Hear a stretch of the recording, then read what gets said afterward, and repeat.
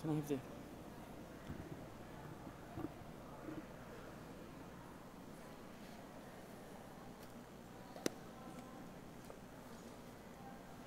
Hello. Good morning. Good morning. How are you today? Excellent. Okay, could we all be seated, please? Thank you. So, hello, good morning, and welcome to those of you in the room, and good something to those joining us via webcast. Yesterday, did you have a good day? Was it a tiring day? Stimulating day? And are you looking for a stimulating day today? Excellent. Yesterday, just very quickly, we didn't find out who was in the room. Can I just ask you to put your hand up if you have been a teacher in your life at some point? Fantastic. And if you have also been a teacher educator, and put your hand up if you're proud to be a teacher or an educator. Excellent, very good. And put your hand up and wave at everybody around the world, at the camera. Fantastic, okay. So what I can see is the program, and hopefully you can see the program as well. That's the program for the day. And it's another action-packed day. And what does NO stand for? Networking opportunity. And what does ANO stand for? Another networking opportunity. And what does YANO stand for? Very good. Excellent. Now, we do have a couple of changes, a couple of hiccups.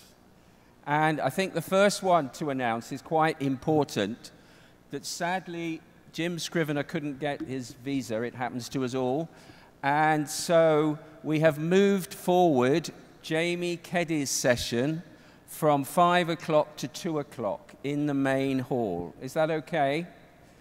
So that's what's going to happen there. So at 2 o'clock, it'll be Jamie Keddy on video cameras in ELT. And sadly, also the sessions in G04, G05, and 102 have been cancelled. So this is this afternoon at 2 o'clock. Okay? So if you can make a note of that.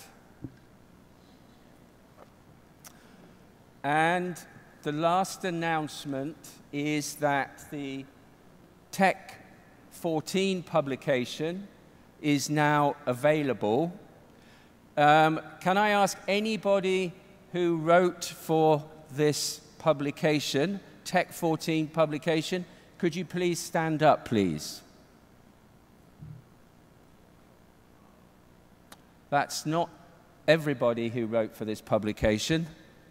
But anyway, this publication is available in a limited number at the British Council stand, but it's also freely downloadable from the British Council website. Okay, excellent, right. So it's my very great pleasure to ask Chris Branwood to introduce our first plenary speaker.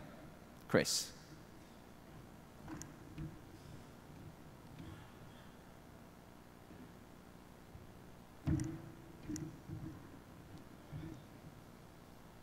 Good morning, everybody. Hope you had a good evening, ready for another long day. It's a great pleasure on behalf of the British Council to introduce to you Rukmini Banerji. Rukmini Banerji has been with Pratham for 18 years and is a member of the National Leadership Team. British Council were very privileged to have a relationship with Pratham. 2 years ago, we collaborated on an English impact report, which was published in 2013. I think Rukmini has particularly well known for working since about 2005. I think there have been 10 ASER reports, the Annual Status of Education reports, and Rukmini has been at the heart of the design, creation and implementation of these reports. This is if you don't know the ASER report, this is the largest annual study ever done by Indian citizens to monitor the status of elementary education in the country. And in some ways, Rukmini has said to me today, she's not an expert in ELT, but what Rukmini is an expert in the monitoring and evaluation of education, and particularly educational quality. And I think the ASER reports are something that have changed the discourse about quality of education, have had an incredible coverage in the press, have ruffled a few feathers sometimes in government and other areas, and probably are really a force for change in the quality of education. And it's for that reason we have invited Rukmini to give her views and to give us her insights. So thank you, Rukmini, if you'd like to come up. Thank you.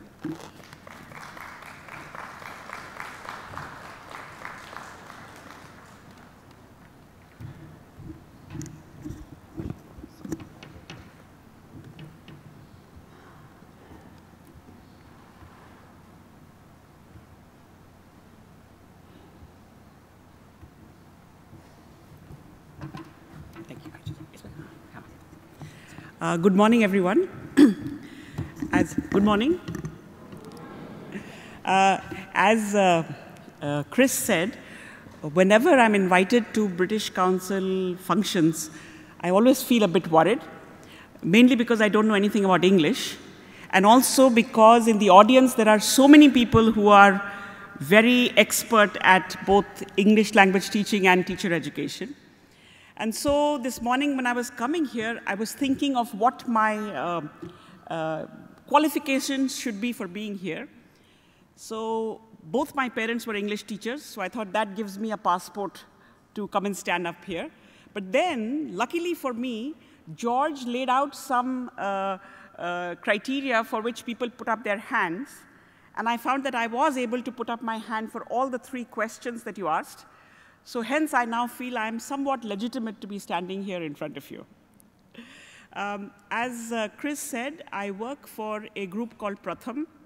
And from the name you can tell, Pratham means Prathamik, which means that much of my experience is really in primary schools, both in terms of assessment as well as working with teachers.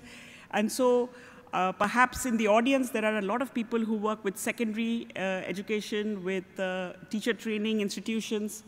Everything that I know or will say has to do with primary. And I believe that if things are done right at the foundation level, many of the challenges that we face as our students grow up perhaps would be different. And hence, I hope that at least the few things that I've thought of to share with you will have some resonance. And if we are able to do our things right from the beginning, we could be at a very different stage once kids get to high school or college. What I'm going to talk about today is some of the learnings that we have had from doing this major exercise around the country every year that's called ASER. And thanks to this event, I've had to think a little bit about what does it tell us about language learning, whether it be our own home language, whether the language in school, or whether English. And are there lessons to be learned across all of these that could be pertinent as we think about what should we do in preparing our teachers? Now, for those of you who are not familiar with ASER, since I've spent the last 10 years of my life doing it, I feel I must share some of the main features of ASER with you. So the word ASER, of course, in most North Indian languages means impact. But the acronym also means the Annual Status of Education Report. And we started doing this in 2005 for a whole variety of reasons. One was that even in around 2000 or 2001-2, our enrollment levels in schools were already quite high. If you looked around the country, we had more than 93% children already enrolled in school. And therefore, the big challenge that India had for the last 25 years of getting children into school had been tackled successfully to a large extent. Now the question was, if children are in school, are they getting what they should be getting in school? And therefore, the question we asked is, are they learning? And in learning, there can be so many things. We started at the very basic foundation. Can they read and can they do basic arithmetic? And what we found is that while the government does surveys, NCERT does surveys from time to time, an easy answer to can our children read or how much they can read was not very easily available. We also must remember that especially in the rural areas, about 50% of the children who are currently in school today, in primary school, have parents, especially mothers, who may not have been to school. So while parents understand and value schooling, what does it mean to really help children or really understand learning, I think is again a challenge that many of our schools face, particularly the ones in the rural areas. So for a whole variety of these kinds of reasons, as well as somewhat political and economic reasons, we started doing ASER. The new government, the first round of the UPA government had just come into power. There was a lot of talk about outlays leading to outcomes. We had a very healthy economic growth rate. So there was money available to put into important social sector programs, education being one of them. And if you remember, the education cess, 2% going to elementary education, had just come into place. And for all of these reasons, we thought it's a good idea as citizens of India for us to know what is going on in schools, and not so much to criticize, but to support the effort of getting every child into school and learning well. So very briefly, what ASER is a quick survey of every district in India. We don't do urban for a variety of reasons, but most of our districts are rural districts. And 2014, which was our 10th year, as you can see, we were able to go to over 577 districts. We have about 580 some rural districts in India. A very, very large survey. It's larger than the national sample survey rounds, which we do every year. And as you can see, more than 5 lakh children, more than 3 lakh households are actually met. It's a household survey because we believe that if you want to get a representative sample of all children in India, we can't just go to government schools. There are states in which now private schools are more than 50%. There are children, still a few children, 5% or so, or 4% who are not in school. There are children who attend all kinds of educational institutions. Not all of them are on official government lists. And hence we decided we would go home to find the children.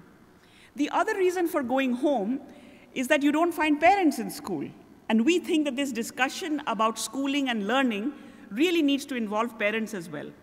And very often, as you, I'm sure, have experienced, if parents are not educated, they feel underconfident in actually having a discussion about children's learning with the schools or with teachers. So for these reasons, we decided to go to the household. And I must say that over 10 years of going to households across India, we have learned a great deal about what households and what parents think and what their aspirations are. In each district, a local organization or an institution actually conducts the survey. And we are very happy to see that over the years, more and more diets have begun to participate. I don't know if there are people from such district-level institutions in the audience, but they are a very important part of our teacher education network and architecture in the country. And we find that the young students who actually participate in ASER have been a very important part of making it what it is. Andhra Pradesh was one of the first states in which the diets began to participate almost 8 years ago. And I've had diet principals actually thank us for giving their students the opportunity to go not just to the village, because students do go and teach in schools, but actually having to go to the village, go to people's homes and talk to parents, talk to other community members about what kind of work this is, which I will show you shortly. So this is what ASER is, and we have just finished our 10th year of doing this. And I thought I would take the opportunity here to look back over those 10 years and see what we have learned that could possibly be of interest to all of you. So this is essentially what ASER is. It's a very simple test of reading. There is a math component as well, but since we are talking here about language, I thought I would bring you reading. This is the Hindi one. Similar ones are available in 20 languages, and children can actually choose to be tested in whatever language they feel comfortable in. You can see that the highest level, which is the story, which is on the, it's difficult, those screens are backwards, and so I suppose to the left, right? To the left is the highest level that we ask children to read. And when we started, we thought this was perhaps we were starting too low. This is at a second standard level if you look at textbooks across the country, textbooks in their own language. And this is what we ask children all the way from age 5 to age 16 to read. Why read? Because we feel that unless you can read, you can't really do much else within the education system. And this year, you can see what the results are. In Standard 5, about half the children can actually read at the second standard level. Of course, if they can read at this level, they can perhaps read higher as well. This is a kind of a floor level test. Even in Standard 8, and this is in their own language, very simple text, you can see that even children who have reached 8th standard, there is about 25% who are still struggling with some of the basics. And so over the last 10 years, we find that this fact about India, that we still have children who are struggling with simple reading in their own language, or at least in the language of the instruction of school, is a fact that we probably need to incorporate in anything that we do with education in India. Not only is it that the levels are low, much lower than we would like, but if you look at what I call the tail of the distribution, here I've put up numbers for 3rd, 4th, and 5th. My own home state is Bihar, and so you'll see quite a lot of examples of Bihar. And I know that British Council has been doing work in Bihar, and so I thought Bihar would be an appropriate state to highlight here. Let's look at 5th standard. You can see that half the children in 5th are able to read at our highest level, which is not a very high level, and perhaps they can do more. But let's look at the other half. And my question here is, let us think of a teacher in Standard 5. And let's say she's a good teacher. She really wants to work with her kids. Given the kinds of children who are in front of her, who should she be actually teaching? Half the kids are able to read at least what is in the textbook from a few years ago. Perhaps there are at least 10, 20% of kids who can cope with the 5th standard textbook. But what about the rest of the 50%? Just to give you a sense of the numbers, there is something like almost 25% kids who can't as yet read more than the Hindi letters in her class. So they are still struggling with alphabets. We have another 13% who can read very simple words. If you remember what our words are like, they are very simple words. Everyday common words, दो मात्रा वाले शब्द हैं, दो अक्षर वाले शब्द हैं. It is not even a very complicated 3-letter word. And then she has another 15% who can just about read sentences but can't cope with the text. But she's a 5th standard teacher. And if you look at the 5th standard textbooks, you'll see that we are talking about a level which is far beyond all of this. As a good teacher, and I was lucky to find a picture which kind of demonstrates exactly, the big dilemma in front of her is, who should she teach? How should she teach? And no matter whom she decides to teach, she will be leaving out a lot of the others. It is possible, and it's still true in many of our states, that after 5th, it is possible that the children don't continue in the way that they would like.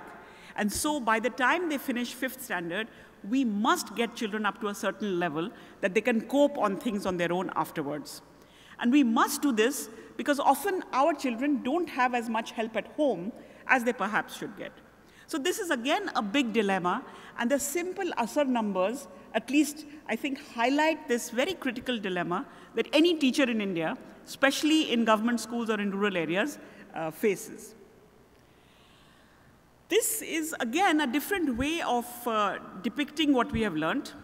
The bars that I have put up are the percentage of children in different classes who can read at my highest level, which is a 2nd standard level.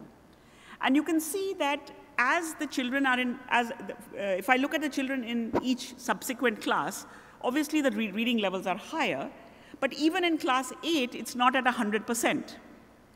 I've put a blue line, which you can see, which I've called the desired level of reading. And I was doing a similar presentation once in NCERT. And somebody asked me, whose desired level of reading is this? And I said, well, it's my desired level of reading. As an Indian citizen, I can have any desires I want. And my desired level of reading, I tried to keep a little realistic. I said in standard 3, I would like 75% of children to be at standard 2 level. Whereas actually 100% children, we expect 100% of our children in 3rd standard to be well past 2nd standard level. And then I said in 4th standard, let's push this number up to 90. But by 5th, I really want everybody in the class to be able to read simple stories, simple texts. So that's my desired level, my personal desired level. We could all have different levels. But look where the reality is, it's well below even our desired levels. And as we plan and execute our educational plans every year, are we able to pull this yellow line higher and higher towards my blue line? The answer from ASER is no. For the last 10 years, we've been more or less at this level, and in some cases, we have even slipped, such that today's 5th standard is actually doing slightly worse than the 5th standard of 5 years ago. Again, I think this is something that as we prepare our teachers and as we work with our teachers, somewhere in the back of our minds, this reality about our schools needs to be there. And again, remember, this is in their own language. This is not in a foreign language or a 3rd language like English maybe. Pulling a little bit of language information from other rounds of ASER, in 2011, we actually looked at the language question a little bit more, we tried to look at it a little bit more deeply. We were aware, and like we all are, that children speak often a very different language at home than they do in school. And then the medium of instruction in school is often different from some of the extra languages that we learn, like English. And so we asked a very simple question to almost 500,000 children. What language do you speak at home? What is your medium of instruction? And tried to see what this tells us. And you are all language people, so you know that this question of language is quite complicated. So we used a very standard definition. There are 22 scheduled languages according to our constitution. I've listed them here. I was surprised to see that some of the languages that I thought were mainstream languages that are not on this list. Coming from my own home state, with a very large number of Bhojpuri-speaking people, you see that Maithili is on this list, but Bhojpuri is not. Very large numbers of people speak Bhojpuri. Similarly, Chhattisgarhi is not, Bhili is not. There are many languages which are not on this list, which are actually spoken by millions of people. In addition to these 22 scheduled languages, we included another 100 non-scheduled languages. These are all official lists. We didn't create anything.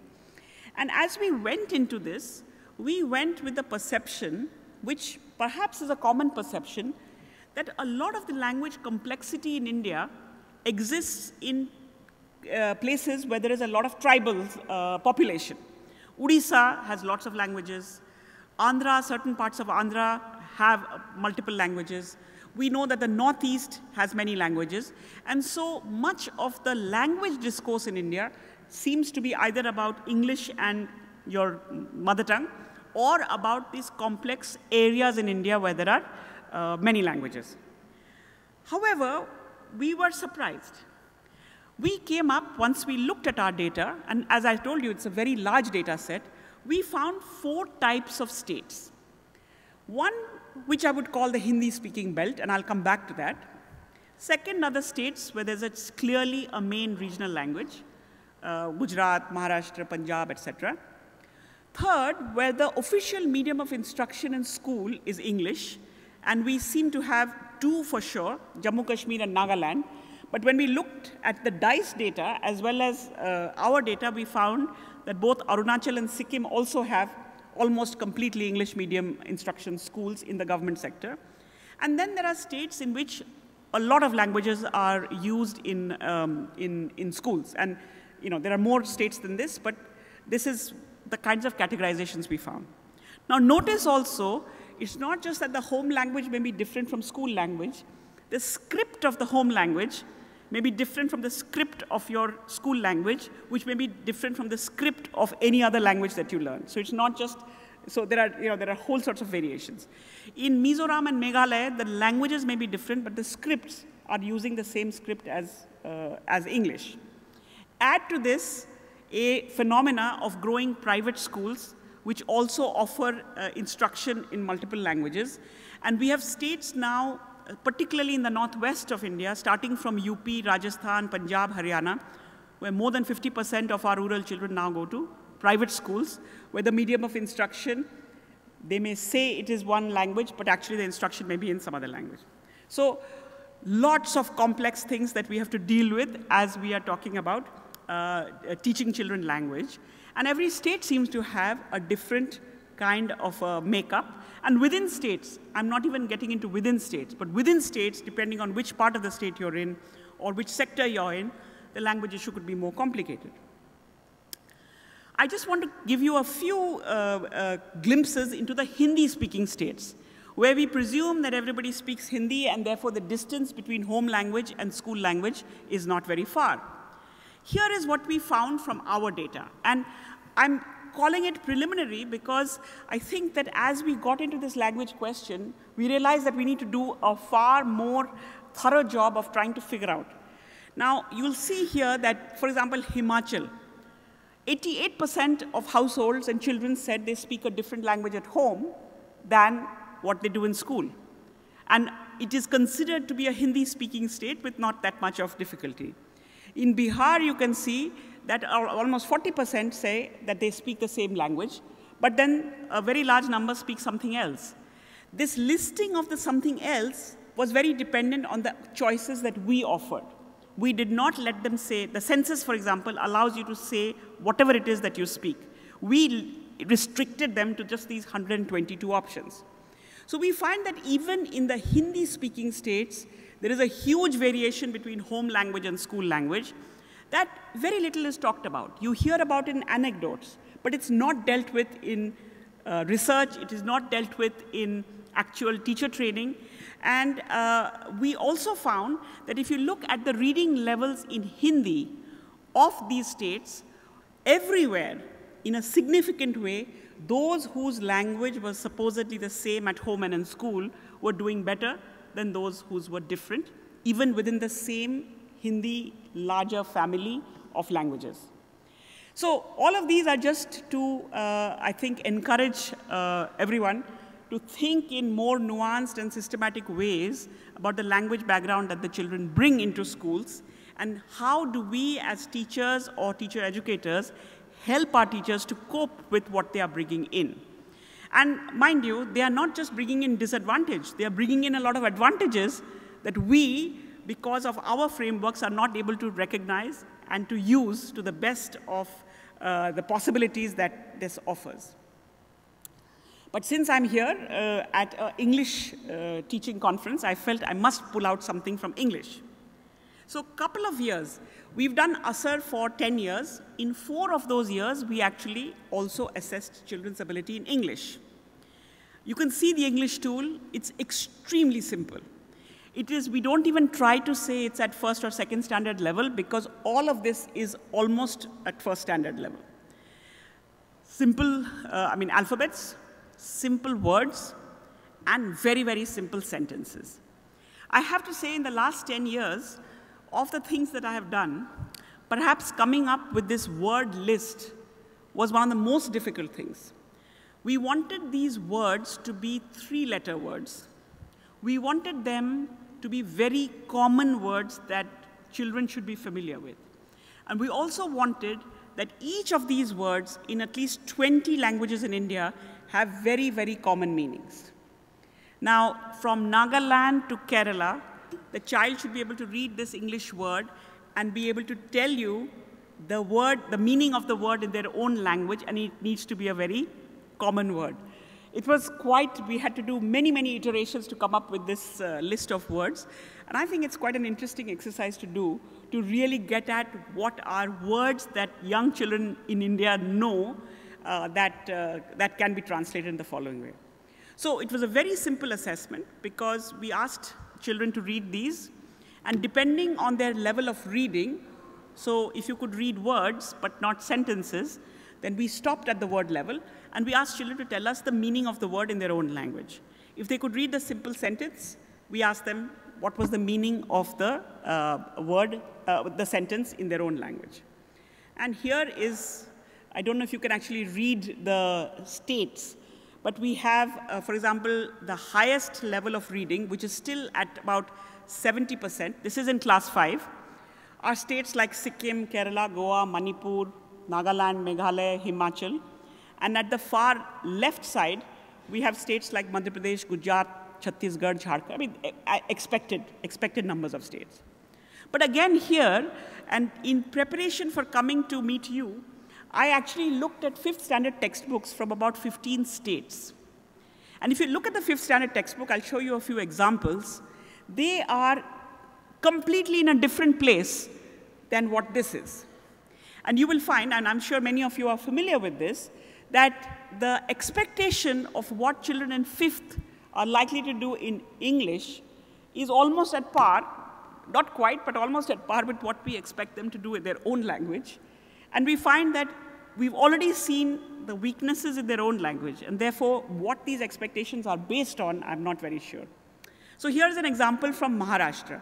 Again, I'm not sure if you'll be able to read it, but this is a story in which there are words like treasure, request, faint, granted, and a lot of discussion around the actual, the plot of the story. From our ASER data for Maharashtra for this year, for last year, we found that about 20%, 21.5% of children in 5th standard could read our test, where they were dealing with sentences like, this is a bus, this is a big bus, or I like to sing. But what they have to do in their textbook is far, far more complicated. Of the children in our test who could actually read the simple sentences, only 50% could tell you the meaning of sentences like these. So therefore, how do we expect them to be able to tell the meaning of what they have to get here is really a mystery to me. There is an economist from Harvard who has a wonderful paper. Best thing about the paper is that if you read the title, you almost don't have to read the paper. And the title of the paper is The Negative Consequences of Over-Ambitious Curriculum. And so that's exactly what the paper is about, that if we have curriculum that are here, and we have perhaps teachers who are here, we have children who are here, and we have parents who are here, are we surprised that we get the kinds of results that we get? Even if we leave the parents out of the equation, which as a parent, I don't want to be left out of the equation, but even if we do, surely we must have our curriculum expectations somewhere close to the children and the teachers, where teachers feel confident and able to deliver what they are expected to deliver, and children feel confident and able to do what they're being asked to do. Just one more example from Bihar. This is a folk tale called Daydream, and the whole story is about daydreaming. In Bihar, we find that in Standard 5, more than half the children are yet struggling with reading letters. Only about a quarter of the children in Standard 5 can read simple words. And yet, it's good to have daydreams, but I think we need to have some realistic daydreaming in which our teachers and our children can actually cope. And again, and as I pointed out earlier, how do we expect a Standard 5 English teacher to deal with this class, where she has this chapter called Daydreaming to deal with, to teach? The textbook clearly says, read it aloud, discuss it, and so on. But she has 50% children in her class who are still learning to read letters, and only about 20% who can read simple sentences. When we prepare our teachers, are we preparing them to negotiate this huge, wide open space between what the textbook wants them to do, between the level at which they are, and where the children are? And I just want to point out that, remember, it's the same children, it's the same 5th standard class cohort in Bihar. We have 40%, close to 40% children who cannot yet read simple sentences in Hindi. And if we think that the language facility in one language, in your primary language, is connected to what you can do in the secondary language. If I was a 5th standard teacher here, I would start teaching Hindi first. In fact, this reminds me of a class I was in recently in Rajgir district, near Rajgir in Nalanda district in Bihar. And I was in a 7th standard classroom. And as I said, my main experience is from primary schools. So I still find it a little bit intimidating to be in the upper primary classes because the children seem like they know a lot and they're quite confident. And so we were playing a vocabulary game in English, and I had groups in the class who were making word lists with different alphabets that were given to them. And they were making quite advanced words. I remember a group which had A, and they had words there like accident, attendance. You know, spellings were not exactly correct, but you knew that the children had quite a big vocabulary list from which they could pull out. And so the next step in the game that we were playing was to use some of those words that they had brought out to put them into some sentences. First, we started with, can we connect and have connected sentences? But then it was difficult to have sentences which connected accident and attendance. So we said, fine, you can write standalone sentences. But the sentences that the kids came up with it didn't match with what the kinds of vocabularies that they had. So as a next step, we said, forget the English for now. Write, you know what the word means in Hindi, so write a Hindi sentence using equivalent of that word in Hindi. And across this 5th standard class, I have to say that the sentences that the children wrote in Hindi were extremely basic sentences. I mean, I hadn't said write a sophisticated sentence, but I just had assumed that there would be kind of a whole variety of sentences that kids would write. And so what we came to the conclusion was that though it was an English class and we were doing an English workshop, we spent the next 3 or 4 days actually just working on sentence construction in Hindi and how to match and increase word vocabulary in Hindi. I didn't do a very systematic matching between the first day and the last day, but I had a feeling that by the 4th or 5th day, without having done any English, the English sentence improved because we had done a lot of work on thinking about how really to compose a set of sentences in Hindi. And even then, there were children in my 7th standard class who really couldn't really make that much progress because what they needed was not work on sentences, but work on perhaps more basic building blocks of expressing themselves, first orally and then in writing. So I think many of you are much more familiar with such issues, but I think that there has to be some real thinking going on to align different parts of what our education system expects from each other so that we can together work on move forward on a highway, which right now seems to be just different pieces. Pulling all these different pieces together, here are some of the things that I want to leave with you as you discuss in your many sessions. All of these are pretty common sense, and you're all familiar with it, but I still felt that it's worth highlighting. The first, which we believe working in more broadly across primary school subjects and with primary school children, that this whole business of language in India should be treated as a continuum. There is too much polarization between English versus home language or mother tongue. Whereas we can see as soon as you get into this whole business, that it's actually a whole range. What do you speak at home? Very often, what you speak at home is also not the same thing. What you speak to your grandmother is sometimes different from what you speak to your father. Your grandmother perhaps speaks the most home language of the home languages, and your father, because he is out there in the world, speaks a closer version to what the mainstream language would be. So we have a series of gradations in our home language. We have school languages, and then we have other languages. And yet, instead of fragmenting these into English versus mother tongue or home language versus school language, how can we treat this all as a range where we have challenges at different parts of the range and learning from what we are capable of doing in one language, how do we translate it into others? I find very often it's less the case in primary school because we have few teachers, but as you go higher up the education system, people who are teaching different languages rarely talk to each other. My own parents, as I said, were English professors, They had friends in other subjects, but bulk of their friends, some of whom are in the audience here, were all English teachers also. They rarely had deep friendships with people who taught Marathi or Telugu. They were in their own community of English teachers. And yet, I think that underlying the process of language acquisition, there are so many similarities, especially for young children, that we perhaps are not exploiting. A third point, I think, is, as I have tried to illustrate earlier, it's not just that the children are not at a certain level. Those who are below that certain level are of a whole varied kind. So it's not like I can treat in my class, even in any class, in fact, in India in primary school, there are multiple types of kids. And so our strategy for how we deal with them has to be thought out, no matter what language we are teaching. I've already talked about this overambitious curriculum, and I do think that that's one of the big reasons of us being in the place where we are.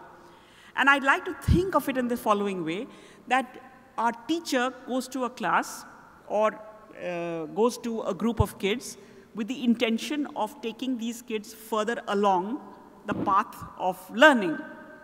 But she gets frustrated because she feels that whatever she's saying or doing is not accumulating value.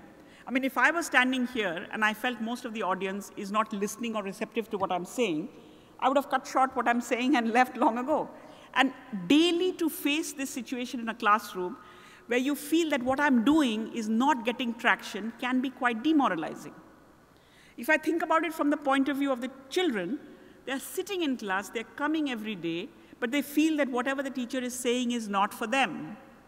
Then it's much better to go off and play for a little while, fight with your neighbor, do other things, because it isn't, you're not getting what you think you ought to be getting.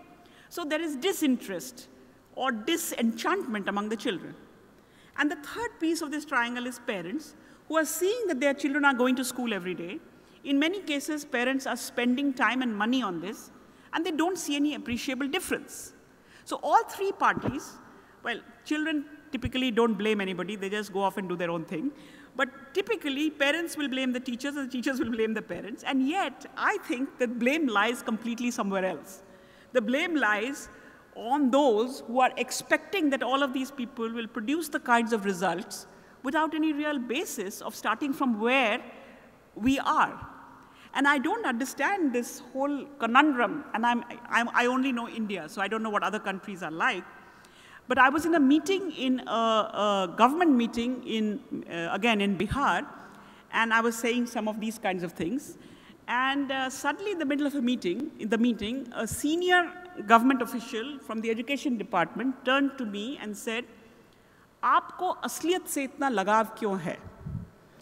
Why are you so attached to reality?" And I have to say, I speak a lot, but I was completely silent for 10 minutes thinking, what else should I be attached to? I mean, asliyat ke alawa hum kiske saath aur kya kar sakte hain? How can I relate to anything unless I relate on reality? And I think that led me to believe that people are attached to all kinds of other things. I'm not sure what those other things are, but it's time that we actually just opened our eyes and looked at our own reality and built from there. And perhaps the way to phrase it, and some of my colleagues, when I was discussing what I was going to say to you, said to me not to say what I'm going to say, that is our whole education system teaching children, or is it teaching the curriculum? Because if you are teaching children, there is no way but to be attached to reality and figure out what should we do with that reality. If you're teaching the curriculum, we can have our nose in the book and proceed chapter by chapter and finish the curriculum. And so, I don't know what we as a group can do to be attached to reality and start from there. My timekeeper has not shown me any, yes, okay, she's going to show me 10 minutes. Okay, good, I have enough time. So I just wanted to leave you with, there are things that can be done. This is what we as Pratham have done in a large number of places, and I wanted to take you through the story of what we've done. This is really what we've done to build basic reading in their own language. And I'm just curious to see whether this could be used in other contexts as well. So here's the very simple what we do. I go to a school, and I'm focusing here on third, fourth, and fifth, because I feel first and second has time. There's no big rush in first and second to have to achieve a lot. If you come to school, have fun, make friends with your teacher, make friends with your friends, enjoy the whole experience, to me, first and second is fine. But by third, fourth, and fifth, you need to start accumulating skills and capabilities that take you further. So we will go to a school in third, fourth, and fifth, and we will use our simple ASER tool to just look at what level they are reading. Now, in many parts of India, especially in northern India, the age distribution in third, fourth, fifth is quite mixed. If you put the children together, it's not like you're putting very small children with very older children. And therefore, mixing them up is fine. Nobody gets very upset. Having assessed these children on their reading levels, then we group them by level rather than by their class. So I will put the children who are struggling, who are at this point comfortable with letters but not with more in one group, those who are reading words and simple sentences in one group, and those who are reading above that in a third group. And typically in schools in UP or Bihar or Rajasthan, you will find 3 or 4 groups if you mix together the third, fourth, fifth standard children. Then depending on the teachers that we have, and we've done this on very large scale in Maharashtra, in Bihar, in Madhya Pradesh, a typical school now has at least, primary school will have at least 3 teachers, if not 4. Even in UP now, we have at least 3 or 4 teachers in, and therefore I will allocate teachers to these groups depending on how many teachers I have. So if there's only 2 teachers, I'll have to break up these group into, the beginner at the letter level, and perhaps, and it also depends on the number of children I have. But with each group, I start from where the children are. I start from their reality. If they are, it's fine. If they are in 5th standard and they know letters, it is not a crime. They are teachable. They are our own children. You cannot have failed by the time you're 10. You haven't even begun. And so we start with where they are, use methods, simple methods, which I won't go into, simple materials. We really like using very simple story cards because textbook often has a graded feel to it, but a little story is a little story which you can read at any level. And we find that in a short period of time, children begin to make progress. Progress really energizes everyone. It energizes the teacher because you feel like I did it. It energizes the child because she feels like I did it. And it generally energizes parents because they feel ki chalo kuch to ho raha hai. And I've seen this happen. I remember in Bihar, we were doing this whole program, but we started first with our cluster coordinators because we felt there have to be people who can actually lead the teachers to do it. So there was a group of cluster coordinators who were actually trying this method for 15 days continuously. And I went to a school, this was in Jahanabad district, in a village where the school was a little outside the village. And there were rice fields everywhere, and the school was sitting right in the middle of the rice field. And I went to this cluster coordinator's class, and he was working with one of these groups of children. And this was his 10th or 12th day of daily working with the kids. And he was quite excited. He said, for a long time, we have become data collectors and message givers and, bathroom bana hai ki nahi, wo humko dekhna padta hai. We haven't actually engaged in teaching children every day for a long period of time. So it seemed to me that he was enjoying himself. And the way you know that is when he started kind of what I would call showing off in a nice way. He would say, look at so-and-so. When I started with her 10 days ago, she couldn't do this. But today now, look, ask her, and so on and so forth. The class that they were doing all this with, this was 2 hours that Bihar government had put aside after midday meal. The man said to me, pata nahi kya chal raha hai? I'll translate for those who don't understand Hindi. But midday meal ke baad bacche ghar nahi ja rahe hain. Children are not going home after midday meal. Usually they run away. I don't know why they are not running away. And I don't know how they are making progress because they have reached up to 5th standard, not being able to read. But now in 10 days' time, they're reading words, they're reading sentences. Kya chal raha hai, main samajh mein nahi aa raha. So I told him, look around. Is there anything around you? And he actually looked around and he said, no, there are only fields here. So I said, then who do you think is making the change? And he couldn't put his finger on it. So I said, has it struck you? It's you. And he looked actually quite shocked because it's been so long that he hasn't felt that he has made a huge difference to the lives of children, that even when I left, he was kind of trying to digest what was going on. And ye jo energy unko mil rahi thi, ye kahan se aa rahi thi? And the fact that it could actually come from you was kind of a shock to him. And I think in many cases in our primary schools, we have become very accustomed to this low level of equilibrium in which we are stuck. And that getting unstuck out of this, something that creates energy, is sometimes surprising even when you've done it yourself. So in all of this, we find that even with 2 hours a day, in a period of about 2 months or 3 months, children make substantial progress. And even in states, my own experiences from UP and Bihar and rural areas, we see quite a substantial change, and the change comes from the confidence of the children. I'm not saying that they're reading huge tomes, but the fact that they'll say, "Dijiye, hum padh ke dekhte hain." That kind of a confidence. Teachers who feel like it's a good thing. I want to go to school tomorrow because I want to see what happens next. And parents who feel that something different is happening. I think we need things like this to shake up where we are at. We have the resources, but we need to now move it to the next step. How this will work in languages other than their own school language, perhaps is a matter of trying. But I do think we need to rethink the ways in which we group our children. We need to rethink the ways in which we actually begin to teach them, and the ways in which we actually measure progress and keep it all at a realistic stage. When as a majority we have reached a certain level, then we can plan for the next stage. Having unrealistic expectations does not serve us well, because I think that both teachers and children are highly teachable and they are very eager to learn. But what they are given has to be something that is within reach. So that's where I want to end. But since my timekeeper will tell me I have 2 minutes, I have time to show you a short film so that you carry away some of these images.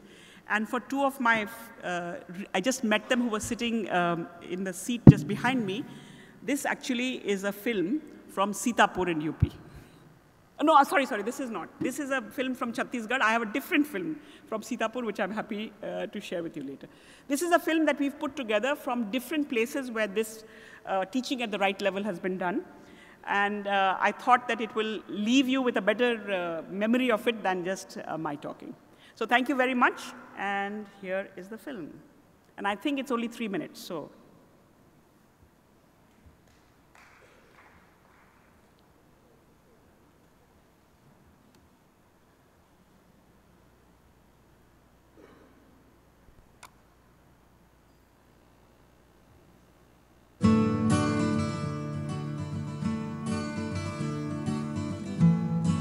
This is Harshad. Harshad is in standard 4, but he can barely read words with difficulty.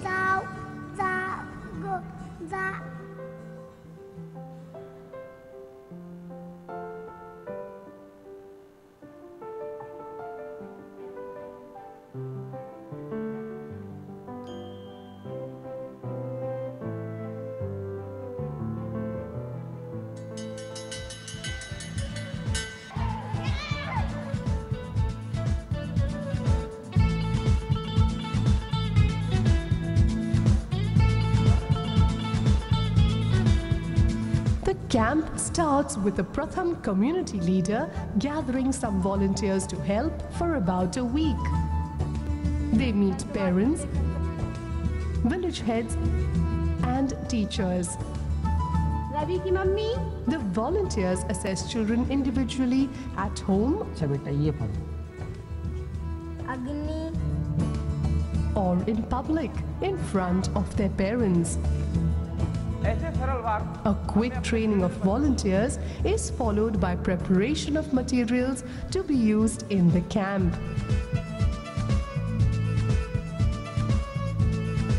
The camp begins.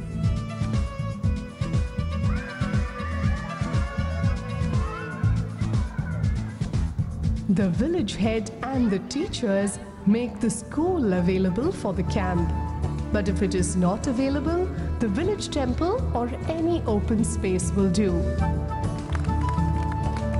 A learning camp is a 5 to 7 day, 3 to 4 hours a day, intense, focused and yet fun experience for children of standard 3 to 5 who cannot read or do basic maths. The children are taught in groups according to their current reading or math level and not according to their age or standard. बाबांचा भाऊ तो माझा काका. आता स्वतःहून परत एकदा प्रयत्न कर. Harshad is ready to learn. He will practice reading simple paragraphs. Harshad is learning numbers too. He counts aloud and learns to write the number at the same time.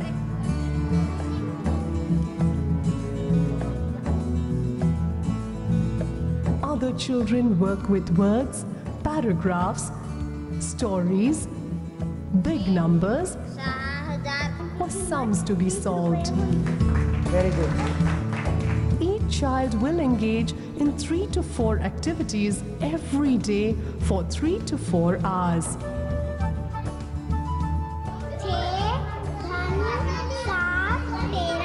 Multiple stimuli help children learn quickly and it is fun. 3 days later, Harshad is ready to move to the higher group. At the end of the learning camp, most children have moved at least one level up. This camp is over. The next camp will be held after 2 months. In the meantime, the volunteers may conduct regular classes.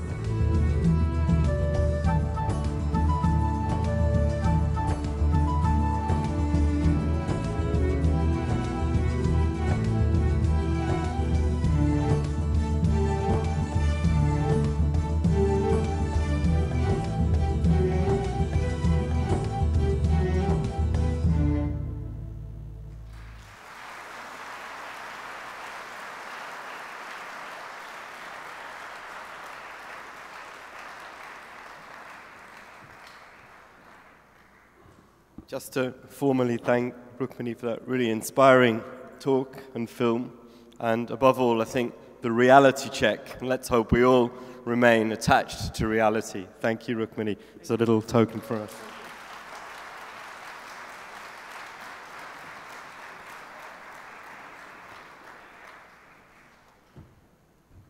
Sorry, I always forget my instructions.